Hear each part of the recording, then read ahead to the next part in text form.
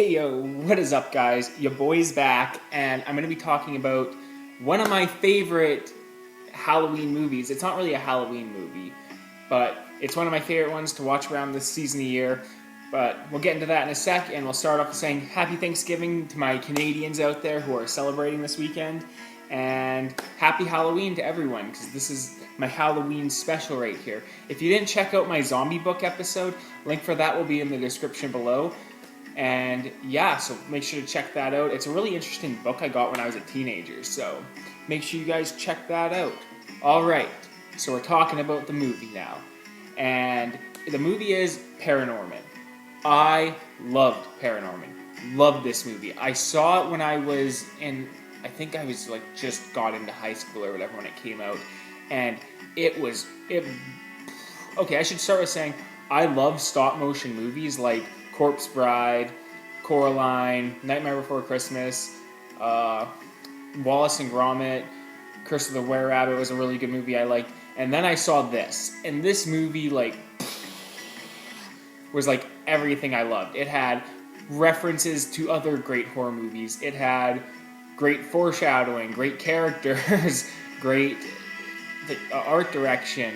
The score of this movie is so good. Like the music in it, the story of it is a lot of fun.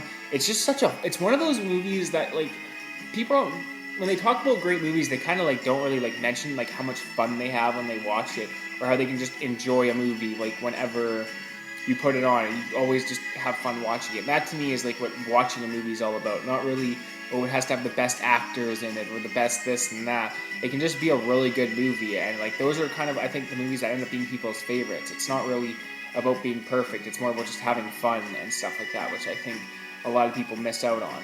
So Paranorman, like I don't even have an issue with this. I can't think of like one thing like I looked at it and I'm like, that's stupid, that shouldn't have been. Like, no, I love this movie. I mean, 10 out of 10, best movie, one of my favorite movies ever. And I can just go on all day about everything I liked about it. Like Norman himself is just a funny kid. He's an outsider, he's alone, and he's kind of like dealing with everything that's life's thrown at him. No one understands him, and he's just trying to like roll with the punches essentially. But at the same time, he still like stays like really polite. He just kind of goes like, no one gets this, and it's kind of like he's trying to deal with a problem no one really understands, but other people know it exists, like his weird uncle. And that's the one thing I should mention. Every character in this movie is memorable.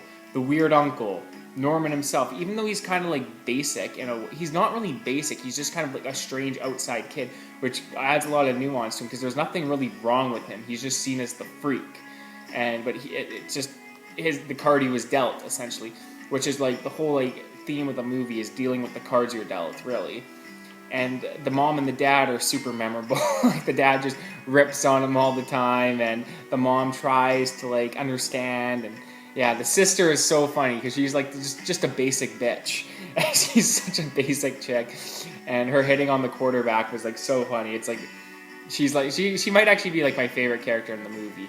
And then the bully, which is played by McLovin, he's in it too, and he's also really funny. And yeah, that's another thing. This movie is just super memorable with like all the lines and stuff, and you could just like I watched it like on the weekend, I think it was, for this video, and then I'm like I could just go back and watch it now. Like that's how good it is, and that's how much I enjoy the characters. I love the drama teacher and how she's like the kids are just going about their play, and then she's like with Gaston, and she's just completely into it.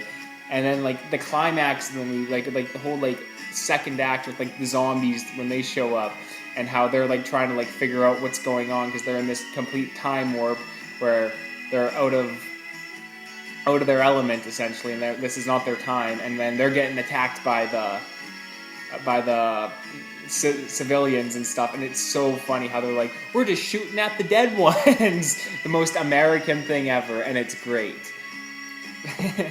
Apparently this movie is actually also based off Salem, which is where the witch trials take place. So that's another thing. I like how it added the witch in and the zombies and how they both made it work together. And yeah, I like how Norman had zombie action figures and he was just super into like horror movies and stuff. It was really funny.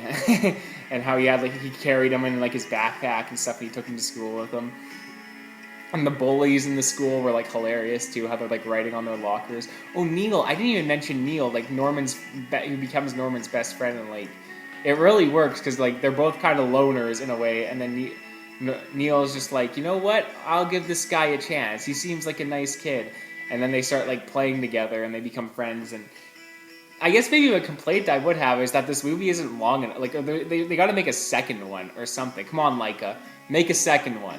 I mean, I know, like, if they did work their ass off on it, I would love to see it, but I don't know if you can even top that. Like, it's so good, or like what they would even do, because this one is just so good. I guess it's just that's how good it is. It told its story so well that you can't even you want more, but you know they can't even do more because it was just so well done. I guess what I really want is like more movies like this, like Coraline and Corpse Bride and Paranorman.